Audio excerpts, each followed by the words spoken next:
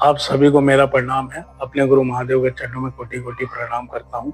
साहब श्री हरिंद्रानंद जी के चरणों में कोटि कोटि प्रणाम करता हूँ। एक बार मैंने बरगा दीदी की एक चर्चा सुना था कहीं, और मुझे बहुत अच्छा लगा। उन्होंने एक कहानी सुनाई थी और हम सब शिव शिष्यों को उस कहानी पर विचार करना चाहिए। वो कहानी थी कि एक आश्रम में एक गुरुजी रहा करते थे। वो बुजुर्ग हो गए थे और वो सोच रहे थे कि मैं अपना ये आश्रम का उत्तराधिकारी किसे बनाऊं। तो उनके सभी शिष्यों में से 2 शिष्य ऐसे थे जो कि बहुत ही तेज थे, बहुत ही गुरु के समीप थे। तो उन दोनों को उन्होंने बुलाया, कहा कि बच्चों मुझे 2 साल के लिए कहीं बाहर जाना है और तुम लोग आश्रम संभालना। हाँ, और मैं तुमको एक एक पोटली दे के जा रहा हूँ। इस पोटली के अंदर गेहूं के दाने हैं, इसको जरा संभाल के रखना। 2 साल बाद आऊंगा तो मेरे को वापस दे देना। दोनों को अलग अलग पोटली दे दी। जब एक पहला शिष्य था तो उसने क्या करा कि एज इट इज ही गुरु के द्वारा दिए हुए वो गेहूं के दानों को एक डिब्बे में बंद कर दिया और रोज उसको भोग लगाए, दिया बाती करे, अगरबत्ती लगाए और यही काम करे। लेकिन दूसरे ने क्या करा कि वो पोटली उठाया और अपने गांव चला गया, और गांव गया और अपने ही खेत में उसने वो दानों को बिखेर दिया, और वो कुछ दानों से अनंत दाने हो गए। कुछ ही समय बाद ऐसे बीतता रहा। जब 2 साल होने को हुआ तो गुरुजी आने वाले थे।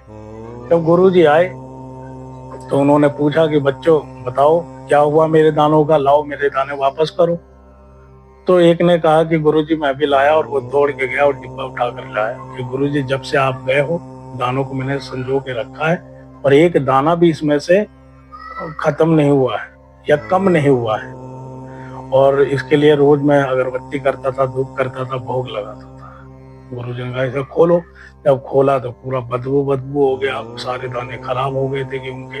और गुरुजी को बहुत निराशा हुई उस शिष्य से, और बहुत दुखी भाव से बोले अलग हट जाओ। दूसरे शिष्य को बोला कि तुम बताओ तुमने क्या करा। मेरे गुरुजी आप मुझे शाम तक का मौका दीजिए और मैं आपको बताता हूँ मैंने उन गेहूं के दानों का क्या किया। उसने अपने पिताजी से बात करी और बोला कि गांव में जितना भी गेहूं उगा है वो सब उठाकर ले आइए आश्रम। पिताजी कई सारे बैलगाड़ियों में वो गेहूं के दानों को भरे, गेहूं को भरे और लेकर आ गए। गुरुजी को बताया, गुरुजी आपने जो दाने दिए थे मैंने खेत में बिखेर दिए, वो कुछ दानों से अनंत दाने हो गए। गुरुजी बहुत खुश हुए, गले से लगा लिए और बोले कि अब मेरे आश्रम का उत्तराधिकारी तुम ही बनोगे।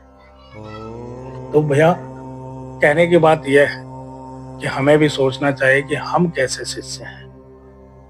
हम ऐसे शिष्य तो नहीं कि हमने उन दानों को डिब्बों में रख के और उसका सड़ाने का काम कर दिया, या ऐसे शिष्य हैं हम कि जो एक से अनंत करने की क्षमता है हमें। साहब श्री हरिंद्रानंद जी ने हमको 3 सूत्र दिया है, वही दाने हैं। और उन दानों को जो बिखेर रहा है, जो जन जन में बता रहा है कि शिव मेरे गुरु हैं, आपके भी हो सकते हैं, वो तो गुरु की दया का पात्र जरूर बन रहा है।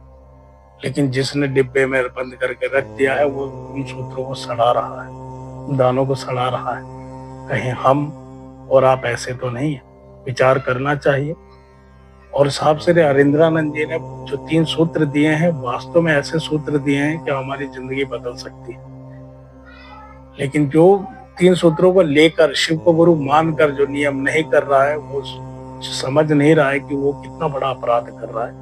और आप लोग अगर ऐसे हैं जो नियम नहीं कर रहे हैं तो ऐसा अपराध मत कीजिए। आप सबसे प्रार्थना है कि 3 नियम कीजिए, जन जन में अपने गुरु की चर्चा कीजिए, दया मांगिए, नमः शिवाय से अपने गुरु शिव को प्रणाम कीजिए। मेरी ये वीडियो अगर आप लोगों को अच्छी लगी हो तो आप लोगों से निवेदन है मेरे चैनल को सब्सक्राइब कीजिए, लाइक कीजिए, कमेंट कीजिए। अगर कोई गलती हो रही है तो मुझे सुझाव दीजिए कि मैं उन गलतियों को दूर करूं और आपके आगे अच्छी अच्छी बातें अपने महादेव की लेकर आऊं। आप सभी को मेरा प्रणाम।